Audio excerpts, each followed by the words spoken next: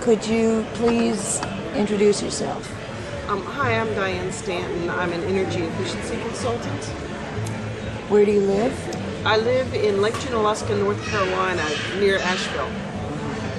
And I understand from talking to you that you're familiar with the fact that there's a possibility of a high-level nuclear waste dump being constructed 20 miles outside Asheville in Sandy Mush. Yeah, I'm really concerned about that.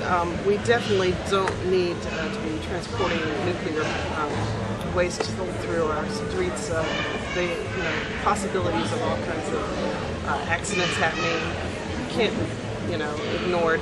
And wherever the waste is put, you always have any problems with leakage. I was hearing in a workshop just earlier today about several places around the world where there have been leakage at places where the nuclear has been stored, and that often is not reported in the news. And like one place they were saying for 12 years they were having leakage, and it was just going on. And then the nuclear plants, they keep changing the rules to not really abide by the safety standards that they had set up before. And they keep saying, oh, well, nuclear is cheap and everything, but then when they start building nuclear plants, they end up being much more expensive than they thought they were going to be, and ends up in the long run costing a lot more than the other alternatives. And if the same kinds of subsidies that are given to nuclear were given to renewables instead, like solar and wind, and nuclear is not a renewable energy, because some people try to throw it in with the other, we're going to get renewable energy and meet these standards. With nuclear, it should not be included as one of the things that can meet the standards for renewable energy, because it's not, and it's not safe, and it's definitely not in the same category as solar, wind, hydro, and geothermal. And so anyway, it's much more expensive if you think about the costs of the storing of the waste and the transporting and the potential accidents, and if private companies had to insure the possibilities of an accident instead of our government taking on all that, then nobody would do it, because it's so ridiculous. Here our government saying, oh, well, we're going to ensure that if there's an accident, then all the taxpayers will have to pay all this money because of the accident. Why should the taxpayers have to take that burden on? And yet they're not willing to pay a few bucks to help solar get promoted, in the same way that we've been subsidizing coal and oil unfairly all these years, and then now we hardly want to give a few pennies to solar and wind. It's much safer. The Chinese are getting way ahead of us, and some of the other countries, they're going to get all the jobs. All the energy efficiency technology is being developed in these other countries, and the U.S. is getting behind in it.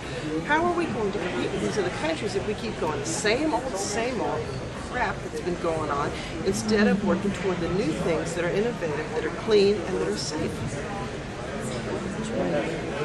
So what about the new nuclear power plant in Gaffney and the others that are being proposed? I would be against any new nuclear. We should be stopping the ones that are already having all these problems, that are aging and that are becoming less and less safe, not building any new ones. We should not build any more nuclear at all. We don't need it.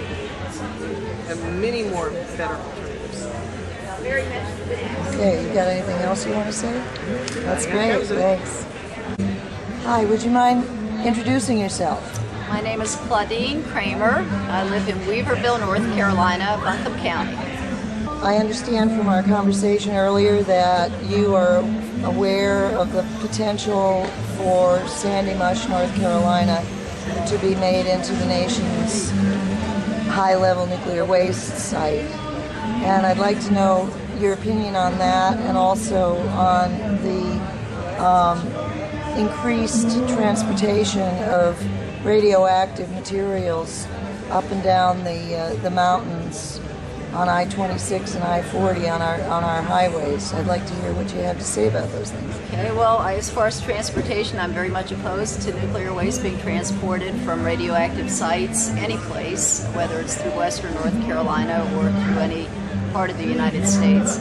I would back up and say I'm opposed to the production of any nuclear waste. I think it was a mistake to ever go there, and I think we need to stop immediately. But given the fact that we have nuclear waste and there should be some disposal of it, and which I think is not possible, I think my opinion is it should stay exactly where it's been produced and stored and monitored on site, not moved around on roads. And we should in the same vein, stop producing nuclear power. And as far as the nuclear waste dump in western North Carolina, I was involved in the mid-'80s fighting the nuclear waste dump that was proposed at that time, and I would certainly join that fight again. This is not a suitable area, and I don't think the people would stand for it. Yeah, could you describe the area? You know it, right? Yes, I do. I know the area. The area is the headwaters for the groundwater for a lot of the southeast. Burying nuclear waste could breach and contaminate that water. The mountains are a sacred place. This is not a place to desecrate with something like nuclear waste. People don't want to see that happen here. We're in the midst of a lot of protected land. We have the Blue Ridge Parkway, the Great Smoky Mountain National Park, a lot of federal lands here, and there has been foresight in protecting and preserving this property for the people around the world to enjoy, and we do not need to desecrate it by putting nuclear waste. Okay, and are you aware also of the Lee nuclear power plant that Duke Energy wants to build in Gaffney, South Carolina? Yes, and there are other plants destined for the southeast as well. Do you have any comments on that? Yeah, I'm absolutely categorically opposed to nuclear production for boiling water to make energy. I think we have ample choices with renewables that we should have pursued and that we absolutely have to pursue at this point.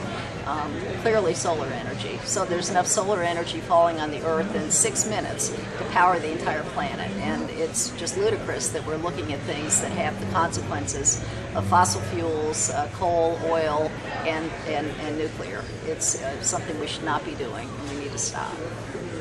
Okay. Do you have anything else you'd like to say to these folks? Well, I would like to say to the Blue Ribbon Commission, turn in your resignations, because it's not going to happen. The people around the United States are not going to put up with it, and certainly not in western North Carolina. So don't come looking here.